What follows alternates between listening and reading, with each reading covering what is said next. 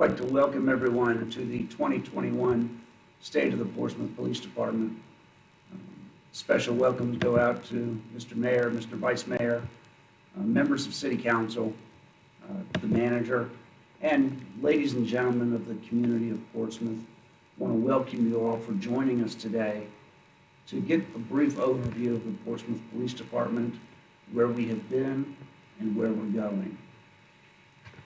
To review some of our crime events in 2020, overall, our crime rate is down. Violent crimes are showing an overall reduction throughout the city of 4%.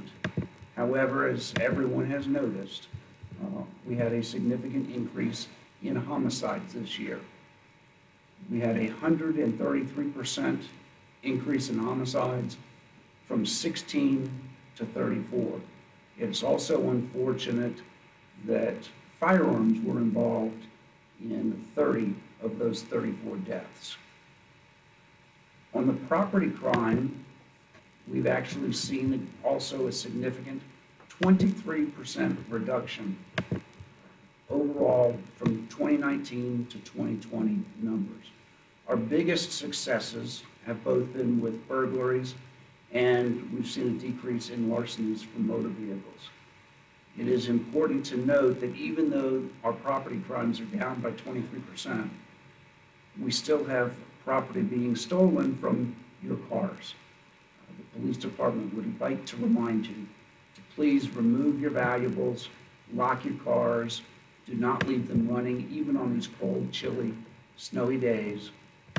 Those unattended keys and unattended property is just too rich of a target for some.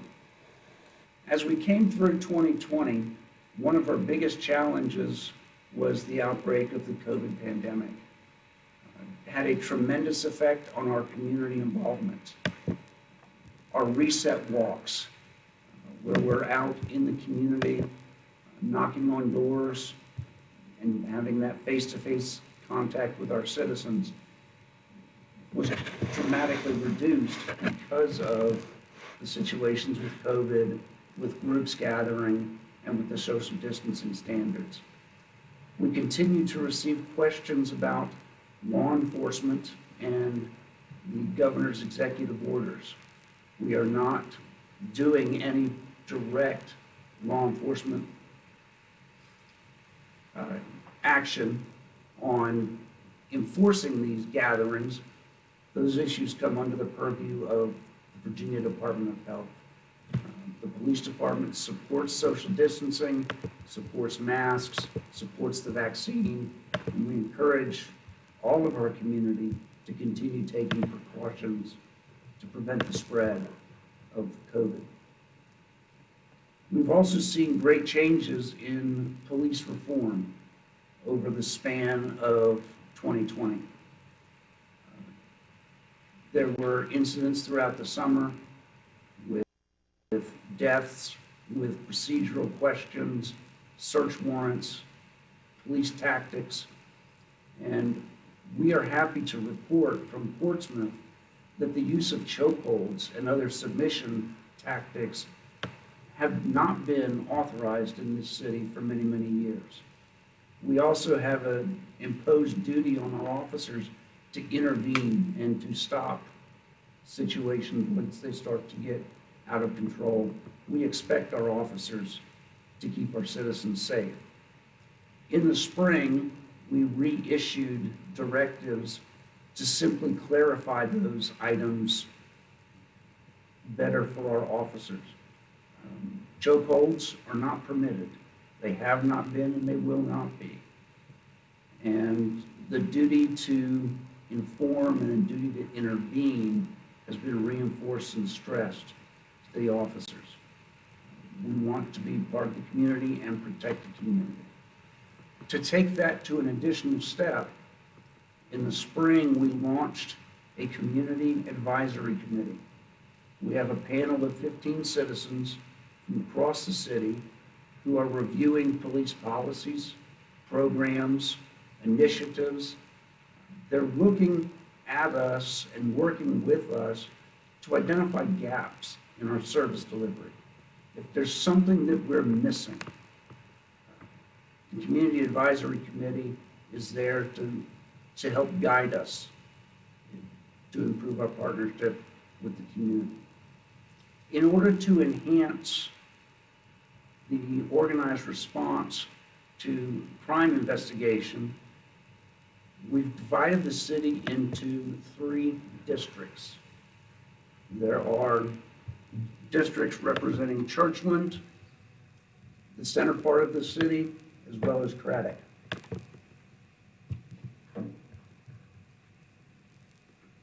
Each of those districts is overseen by a patrol captain. Captain Bennett has District 1, the southern portion of the city. Captain Floriano is managing the Mid-City corridor, and Captain Springer is managing the Churchland response. In late 2019, early 2020, we partnered with Radford University for a data analysis project. And out of the 3 districts, we identified focus areas for us to really concentrate our efforts in places that had been problems for crime over a number of years. The focus areas in District 1 are in and around the Craddock neighborhood and in and around the Prentice Park, Prentice Place neighborhoods. For District 2, we're focusing our efforts on Old Town and in the London Oaks, Mount Herman, and Port Norfolk communities.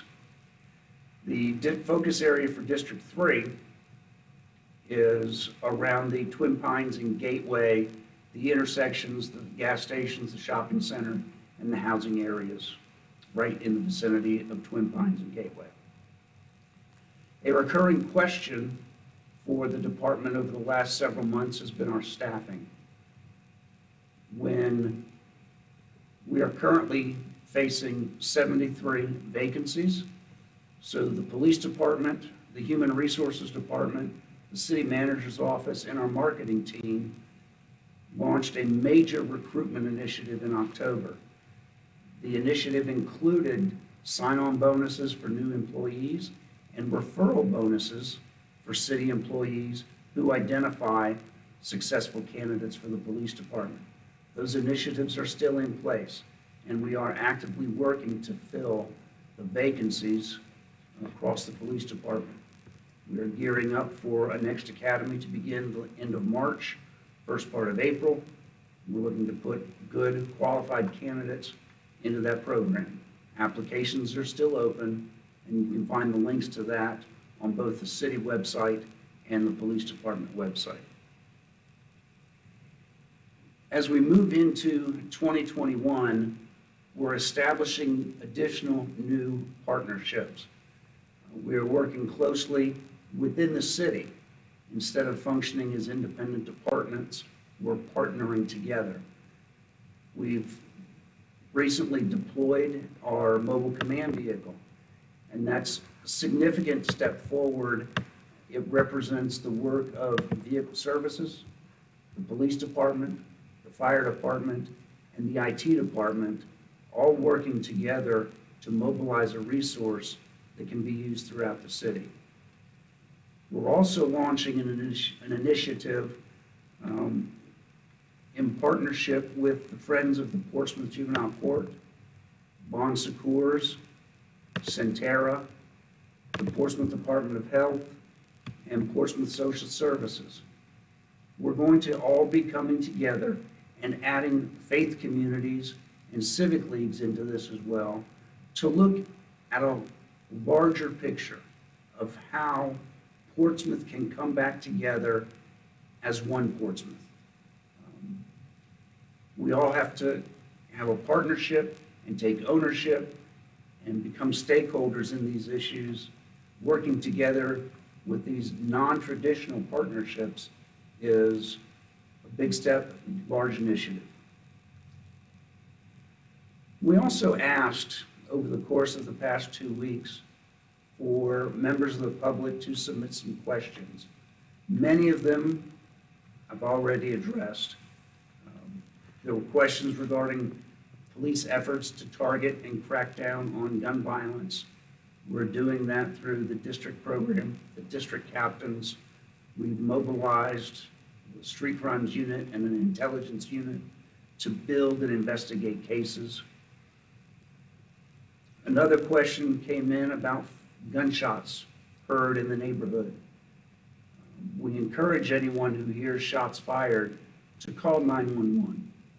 Many times, citizens will believe that their neighbors are going to make the call, and the call never comes in.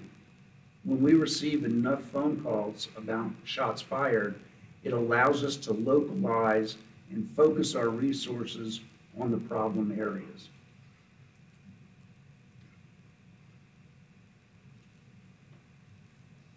Citizen requested information on what the community can do for gunshots to improve the relationship. We're looking at technology innovations. There was questions from the public on cameras and microphone systems. Those projects are expensive. We are exploring some grant opportunities, but that's several years from development. We need the community to make the phone calls and reach out to us. Another concern that was expressed to the police department was littering and blight and illegal dumping, especially over in the sites adjacent to the TCC campus. The police department, along with planning and inspections, the fire department, and the engineering department are actually meeting next week to identify some of those root causes and move forward with a mitigation plan to remove some of that hazardous waste and the dumping. We've received questions on investigative information release. We frequently, through our public information office, share information with the public and with our media partners on criminal cases. Administrative investigations and disciplinary matters are protected, and we withhold that information because it is personnel and disciplinary activity. In summary, I'd like to thank you all for your time today, for becoming partners with the police department. Need to extend a special appreciation to the police department, public information office, the city IT department, and the marketing and communications team for bringing us the resources together to make today possible. Thank you. I appreciate your time.